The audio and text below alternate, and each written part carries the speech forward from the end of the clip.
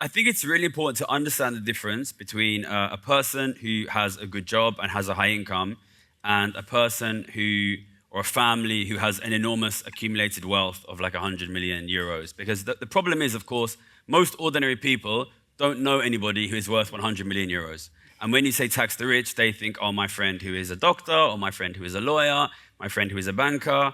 That's what they think. So when I say tax the rich, people immediately think you want to tax high-earning individuals. And if we tax, lawyers or doctors or, like, heaven forbid, YouTubers, they can go to Dubai and they can do their work. But if we try to tax someone who owns $100 million of Norwegian assets, they can go to Dubai. It's Norwegian assets. When the UK government, decided suddenly it doesn't want Roman Abramovich to own Chelsea Football Club, it turns out it's not that easy to put Chelsea Football Club in a bag and take it to Russia. Listen, China does not allow you to own $1 billion of Chinese assets, and when they come and say, where's the tax on those assets, you say, oh, actually, I live in Dubai, so I don't need. It's absurd. This system of you can own. These guys own your country. They own your natural resources of your country. They own your houses, they own your mortgages, they own your government debt.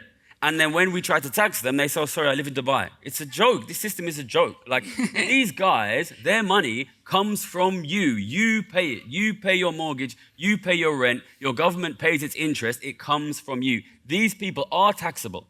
They are taxable because their money comes from you. And I think it's very, very important to know the difference between doctors and lawyers and these families who own hundreds of millions of pounds, billions of pounds. What are they going to do with that passive income? 1 billion euros gives you 5 million euros a month passive income. There is nothing they can do except for buy the assets from the middle class. And if you do not tax them, you will bankrupt your middle class. And Norway has done a good job of protecting its wealth compared to other countries. Look at what's happening in my country.